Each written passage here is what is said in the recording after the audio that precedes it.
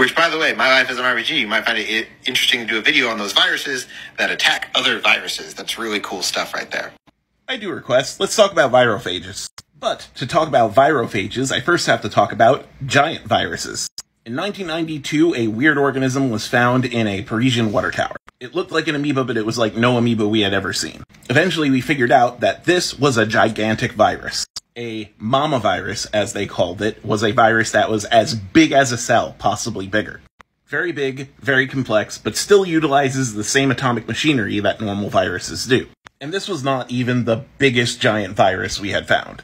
There is something called a Pandora virus, which is like the biggest virus we found. The point is, viruses can get big. And when things get big, small things take advantage of them. Enter the virophage, very tiny viruses that infect these big viruses.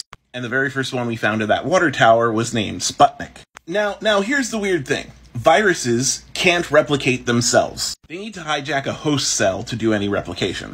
And so these giant viruses infect amoebas to make other giant viruses. Now these virophages are actually bad at infecting cells, but they're very good at infecting other viruses. So when a giant virus attempts to attack an amoeba, a virophage ends up attacking that virus.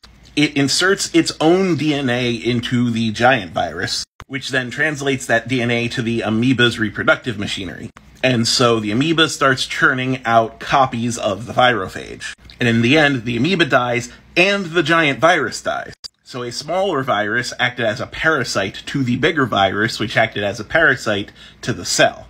Now, the thing is, virophages usually only target giant viruses because there needs to be a certain degree of complexity in order to be able to be infected.